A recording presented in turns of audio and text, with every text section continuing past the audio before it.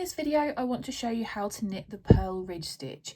As the name suggests, this super easy 4-row repeat gives you these lovely horizontal lines of purl bumps on a stockinette background. Once you've got the hang of the basic 4-row repeat, it gives you a great premise for adjusting and playing with this stitch pattern that can give you all sorts of different types of horizontal texture on the front of your work. An example of this would be my Milo blanket, where I've played with adding gaps in between these purl ridges to give a different type of texture. Purl Ridge Stitch has no pattern multiple. That means it will work with any number of stitches that you want to cast on. You don't even have to worry about it being an odd or an even number of stitches. You just cast on as many or as few stitches as you need.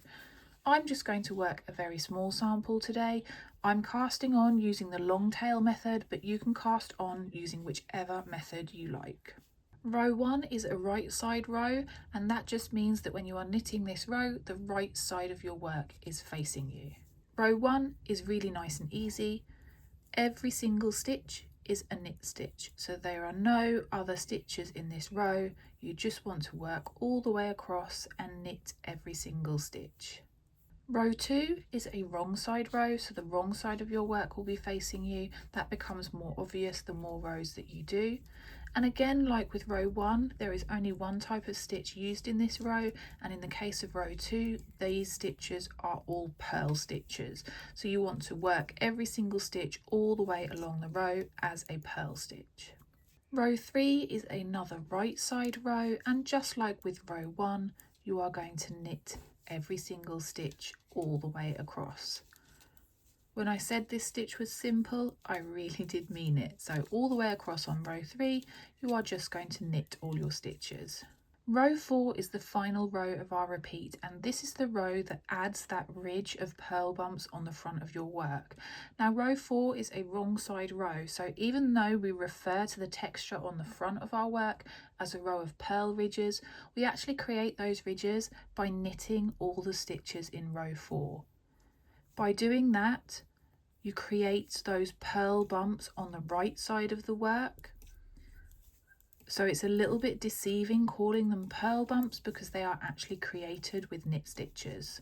So that's your 4-row repeat. It is really nice and simple, and you would repeat these 4 rows as many times as you wanted to until your project is the size that you want it to be. When it comes to casting off, you want to cast off during a row 4, and you want to cast off knitwise. I'll link my cast off video at the top here in case you want to have a look at that, but that in essence is how you knit the Purl Ridge Stitch.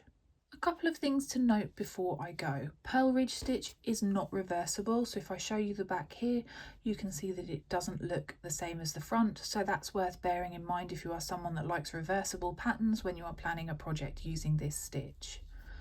Also, like with many stockinette based stitches, if you are just working this stitch on its own, it does have a habit of curling at these sides. So what I've done here is I've actually added a 2-stitch selvage on either end and worked that in garter stitch, and that just gives you a really nice flat piece of fabric. As always, I have a free written pattern on my blog, and that also includes the instructions on how to work these selvage stitches if you choose that you want to add those to your pattern. That's all from me for today, and I'll leave you with another stitch pattern in case you want to have a go at that too.